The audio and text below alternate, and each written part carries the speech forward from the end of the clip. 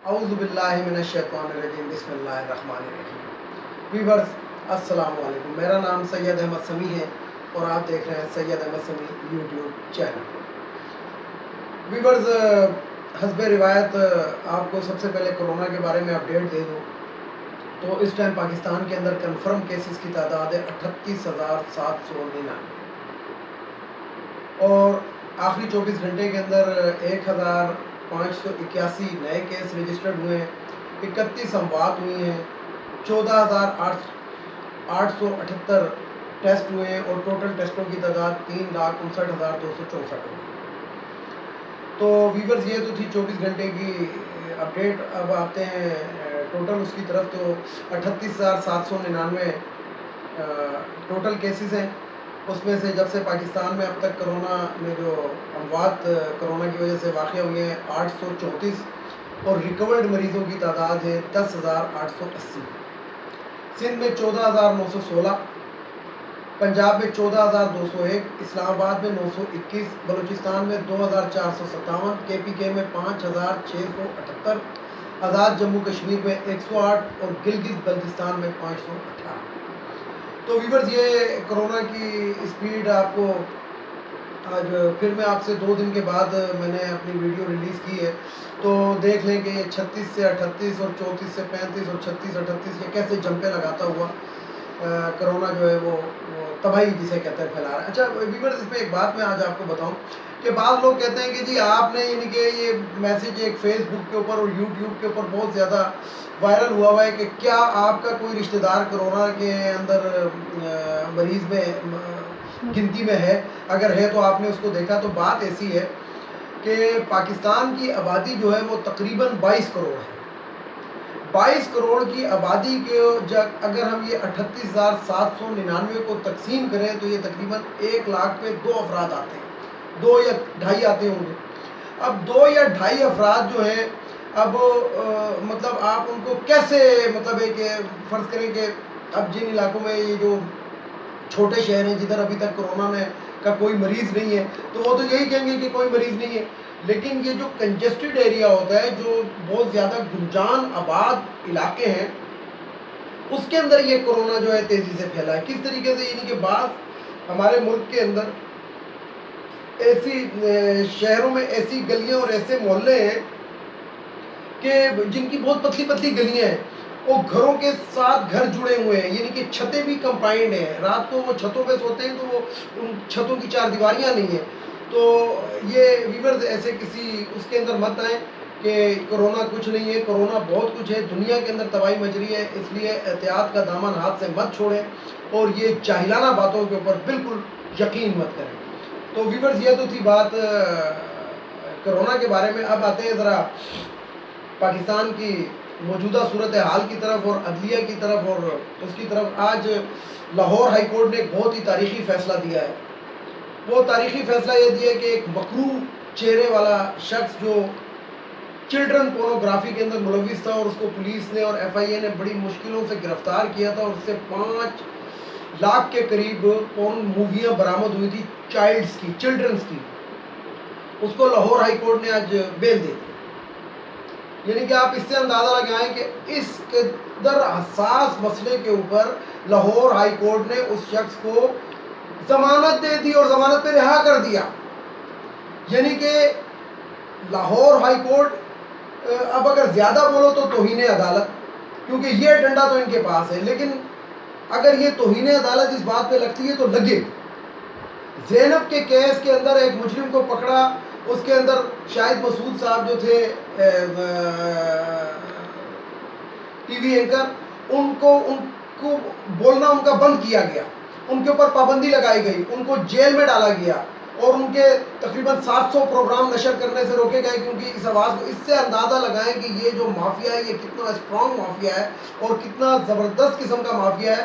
اب مجھے نہیں معلوم کہ جج صاحب نے لاہور ہائی کورٹ کے اس کو کس بات پہ بیل دی ہے، کہیں ان کی بھی تو کوئی مووی نہیں بنی ہوئی جج صاحب کی، یہ پتہ کرنا پڑے گا۔ تو یہ تو تھی ویورز یہ بات جو اس کے اوپر کافی تشویش پائی جاتی ہے عوام کے اندر بھی اور سوشل میڈیا کے اوپر بھی کہ یہ کس قسم کا فیصلہ ہوا ہے۔ اب ویورز آتے ہیں ذرا شہباز شریف کی طرف. شہباز شریف صاحب سے جواب چاہیے. ویورز میرے پاس بہت زیادہ میسیجز آئے ہوئے ہیں, بہت زیادہ ای میلز آئے ہوئے ہیں, اس چیز کے اوپر آئے ہوئے ہیں کہ شہباز شریف صاحب کی 9 بھینسیں کتنا دودھ دیتی تھی. اچھا میں نے اپنے ذاتی طور پہ, کیونکہ جس علاقے میں رہتا ہوں اس علاقے میں بہت ذمہ دار لوگ ہیں, میں نے اس کا سروے کیا ہے. تو وہ کہتے ہیں کہ اگر 40 بھینسیں بھی ہوں, 10 بھینسیں تو بہت دور کی بات ہے, اگر 40 بھینسیں بھی ہوں تو وہ 40 بھینسیں جو ہوتی ہیں وہ یعنی کہ یہ بھینس جو ہوتی ہے وہ 8 سے 9 ماہ دودھ دیتی ہے, اس کے بعد یہ سوکھ جاتی ہے, اس کے بعد یہ دودھ نہیں دیتی, اس وقت تک نہیں دیتی کہ جب تک اس کا یعنی کہ دوبارہ تازی نہ ہو جائے. تو یہ شہباز شریف صاحب کی بھینسوں کا ہمیں سمجھ نہیں آ رہا کہ وہ گوبر بھی ٹنوں کے حساب سے دیتی ہوں گی, کیونکہ ان کے اوپلوں سے انہوں نے جائیدادیں بھی تو خریدی نا, گزر اوقات تو دودھ سے کر رہے ہیں, لیکن جو لندن میں جائیدادیں خریدی ہیں تو وہ گوبر بیچ کے خریدی ہوں گی, کیونکہ گوبر کے اوپلے بنتے ہیں, اور اوپلے جو ہوتے ہیں, اور ہو سکتا ہے انہوں نے کوئی گیس کے پلانٹ بھی لگائے ہوئے ہوں. اور یہ اب پتہ کرنے کی بات ہے کہ جاتی عمرہ کے اندر جو گیس کا پلانٹ اگر لگا ہوا ہے تو کہیں وہ اسی گوبر کی کھاد کا تو نہیں لگا ہوا, کیونکہ وہاں پہ 22 24 دیگیں پکتی ہیں. تو جب 10 بھینسوں سے اتنی جائیداد کمائی جا سکتی ہے تو 10 بھینسوں کے گوبر سے 22 دیگیں بھی پکائی جا سکتی ہیں.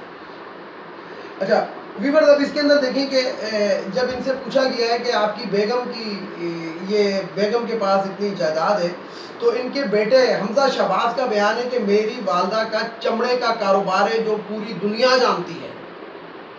اب کون سے چمڑے کا کاروبار ہے یہ بھی سمجھ سے باہر ہے.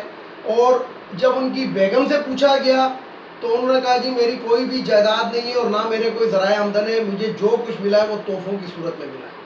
اب یہ کون سے ایسے لوگ تھے جو شہباز شریف اور نواز شریف اور مریم نواز کو تحفے دیتے تھے, اور اتنے تحفے دیتے تھے, اگر یہ اتنے سے آدھے تحفے اگر پاکستان کو دیتے تو شاید پاکستان کی معیشت کا یہ حال نہ ہوتا, اور پاکستان آج one of the strong country ہوتا.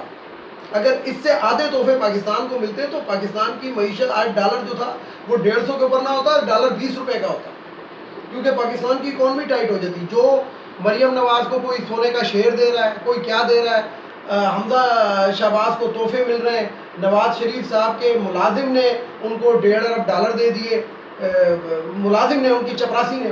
تو ویورز یہ عوام کو سوچنے کی بات ہے, اور عوام کو سمجھنے کی ضرورت ہے, اور عوام اپنے دل پہ ہاتھ رکھ کے یہ سوچیں اور پوچھیں اپنے دل سے کہ کیا ایسے ہوتا ہے. ہماری بھی زندگیاں ہو گئی ہیں, ہمیں اتنے قیمتی تحفے نہیں ملتے, ہاں حیثیت کے مطابق ہوتے ہیں, 5,000 10,000 20,000 30,000 50,000 تک کا مانا جاتا ہے کہ کسی کی بیٹی کی شادی ہو رہی ہے, چلو جی 50,000 1 لاکھ کی امداد کر دی اور کسی طریقے سے اس طرح کا تحفہ دے دیا کہ جو وہ, لیکن ان کی تو نہ بیٹیوں کی شادی ہوئی ہوئی ہے نہ بیٹوں کی ہو رہی ہے, لیکن تحفے بڑے زبردست مل رہے ہیں جو اربوں کھربوں روپے مالیت کے ہوتے ہیں. تو ویورز یہ تو تھی ان لوگوں کے, ان کے مکروہ چہروں کی باتیں کہ یہ کتنا جھوٹ بول رہے ہیں, اپنے جائیدادوں کو, اپنے ایسٹس کو چھپانے کے لیے کس حد تک یہ لوگ جا سکتے ہیں. ماں, بیٹا اور باپ, ان کی سٹیٹمنٹ ہی نہیں ملتی. باپ 10 بھینسوں سے کماتا ہے تو بیٹے کو اسی 10 بھینسوں میں سے حصہ ملے گا نا, یا بیٹے علیحدہ سے بیٹوں میں کوئی بھینسیں رکھی ہوئی ہیں, یہ بھینسیں کون سی ہیں, کون سی نسل کی ہیں.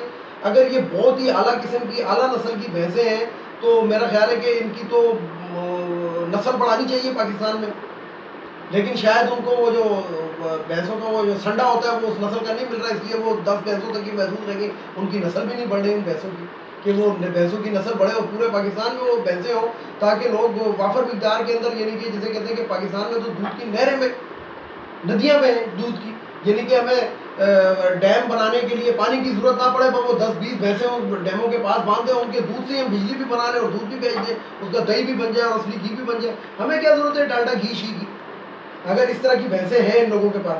تو ویورز یہ تو تھی ان کے جھوٹ کا وہ. اب میں آپ کو بتاتا ہوں ایک حکومتی بات.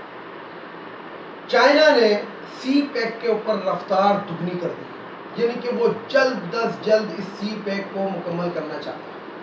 کیوں مکمل کرنا چاہتا ہے اور اس کے اوپر کیا وہ ہے, اس کا ایک اسٹریٹجی ہے کہ سی پیک جتنی جلدی مکمل ہو جائے گا اتنی جلدی امریکن ڈالر جو ہے وہ گر جائے گا, دنیا میں گر جائے گا. پاکستان میں تو گرے گا ہی گرے گا, آج نہیں تو کل گرے گا, لیکن یہ دنیا میں ڈالر گر جائے گا, کیونکہ جب سی پیک بن جائے گا تو پھر جو بڑے بڑے ممالک ہیں ان کو ڈالر کی محتاجی نہیں رہے گی، وہ اپنی کرنسی میں لین دین کر سکتے ہیں، اپنے اکوپمنٹس کے اندر لین دین کر سکتے ہیں. یعنی کہ اگر ہم اچھا کپڑا بناتے ہیں اور ہم کسی ملک سے کوئی اور چیز لیتے ہیں، تو چائے کی پتی فرض کریں ہم لیتے ہیں کینیا جیسے ملک سے، تو ہم کینیا سے چائے کی پتی لیں گے اور اس کو اتنی ہی مالیت کا ہم کپڑا دے دیں گے، تو ڈالر تو بیچ میں سے نکل گیا، یہ تو سیدھا سیدھا لین دین آ گیا. تو اس لیے چائنا نے سی پیک کے اوپر اپنی رفتار کو دگنا تگنا کر دیا ہے. اب آتے ہیں ویورز ایک ایسی خبر کی جانب جو شروع میں نے آپ کو کورونا کی بات کی. تو میں ایک جگہ پہ بیٹھا ہوا تھا 2-3 دن پہلے، تو مجھے انہوں نے کہا کہ جناب یہ انڈیا کی کیا صورت حال ہے. تو ہم نے دراصل انڈیا نے اپنے انٹرنیٹ کے اوپر رابطے اور یہ وہ سارا کچھ بند کیا ہوا ہے، جیسا کہ آپ لوگ جانتے ہیں کہ اس نے پکا کنفرم لاک ڈاؤن کیا ہوا ہے. لیکن بڑی مشکلوں سے ہم نے پھر اپروچ کی اور صرف بمبئی کی میں صورتحال آپ کو بتا دوں، صرف بمبئی کی صورتحال یہ ہے کہ پورے انڈیا کے اندر جو کرونا مریض ہیں پورے انڈیا میں، اس کا 25% بمبئی میں ہے، جس کو ممبئی ہے لوگ کہتے ہیں. یعنی کہ اگر انڈیا کے اندر 100 مریض ہیں تو 25 جو ہیں وہ ممبئی کے اندر ہے. لیکن انڈیا کے اندر اس ٹائم رجسٹرڈ مریضوں کی تعداد جو ہے وہ تقریباً 1,40,000 کے قریب ہے. اب اس کا 25% جو ہے وہ صرف ممبئی میں ہے. اب ممبئی، اچھا پھر دیکھیں ویورز کی جتنی بھی اموات انڈیا میں ہوئی ہیں کرونا وائرس سے، اور ان کی اموات جو ہے کرونا وائرس سے تقریباً 16,000 سے تجاوز کر گئی.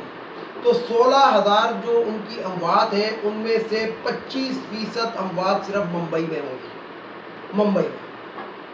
اچھا ممبئی میں آپ کو ایک اس کا بیک گراؤنڈ بھی بتا دوں کہ ممبئی جو ہے یہ دنیا کی سب سے زیادہ کچی آبادیاں رکھنے والا علاقہ ہے. یعنی کہ انڈیا کا جو ممبئی ہے اس میں دنیا کی سب سے زیادہ کچی آبادی ہے. اور وہ آبادیاں کس طرح آئیں گی کہ انہوں نے وہ بلاکوں کے اوپر ایسے ہی کچے بلاک کھڑے کر کے اس کے اوپر ٹین کی چھت ڈال کے وہ اپنا گھر بنا لیتے ہیں.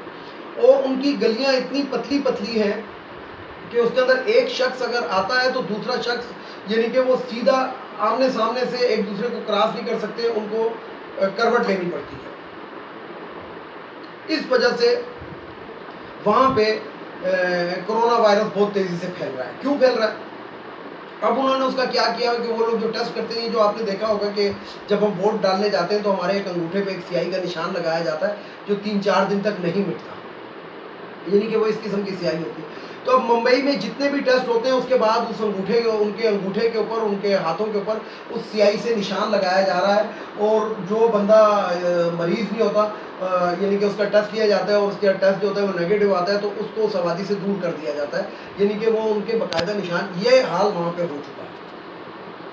تو یہ تو تھی انڈیا کی صورتحال. انڈیا کی میں نے آپ کو اموات بھی بتا دی اور میں نے ان کی مریضوں کی تعداد بھی بتا دی. اب آتے ہیں ایک اچھی خبر کی جانب.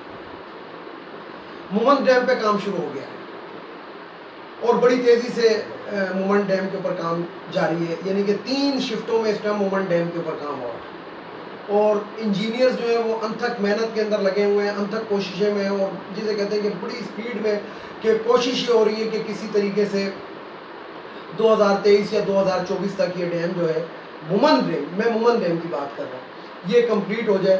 اس سے ہمیں نہ صرف پانی کا بہت بڑا ذخیرہ بھی ہمارے ملک میں بن جائے گا اور بجلی بھی بڑی تھی، یعنی کہ 2 روپے سے بھی سستی بجلی پاکستان کو ملے گی اور یہ آئی پی پیز کے اوپر جو ہوگا ہمارا وہ کم ہو جائے گا. اچھا اس کے بعد آتے ہیں کہ دوسرا دیا میر بھاٹشاہ ڈیم.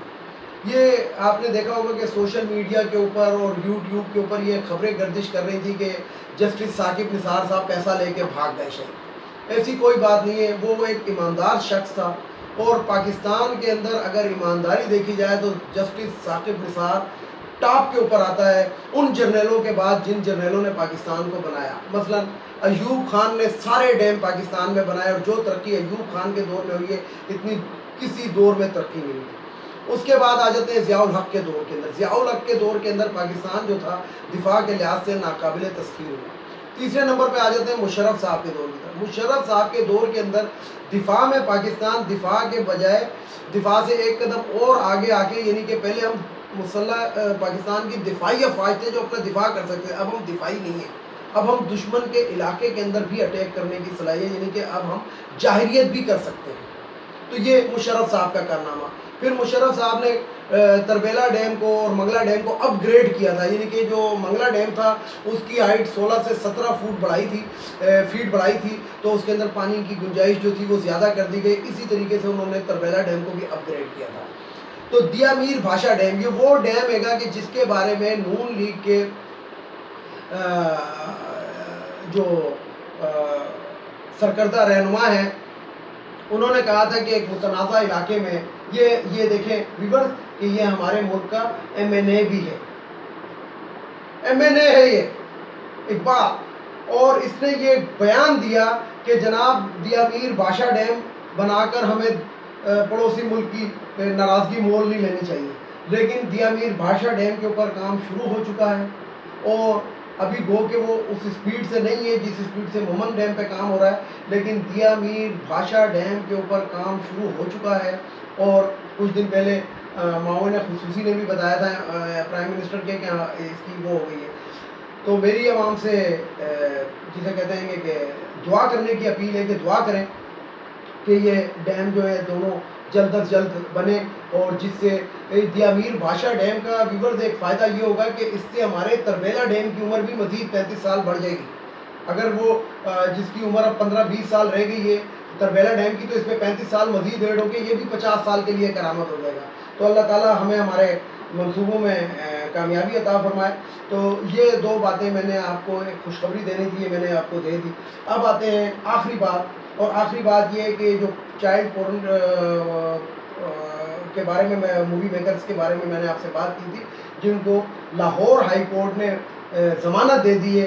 تو چیف جسٹس پاکستان سے میری التماس ہے، گزارش ہے، درخواست ہے کہ اس کے اوپر آپ کا سو موٹو بنتا ہے. میں نے کہا تھا کہ میں ہر ویڈیو کے اندر ایک سو موٹو آپ کو یاد کرایا کروں گا کہ اس پہ آپ کا سو موٹو بنتا ہے، تو اس پہ آپ کا سو موٹو بنتا ہے. تو ویورز اس کے ساتھ ہی آپ سے اجازت چاہتا ہوں. ویڈیو کو لائک کریں، شیئر کریں، سبسکرائب کریں، اور بیل آئیکن کے بٹن کو ضرور دبائیں، اور میری ویڈیو کو زیادہ سے زیادہ شیئر کیا کریں تاکہ لوگوں کے ان سیاستدانوں کے، ان لٹیروں کے بھیانک چہرے عوام کے سامنے آئیں. تو آخر میں ویورز کو اللہ حافظ. پاکستان زندہ باد، پاک فوج پائندہ باد.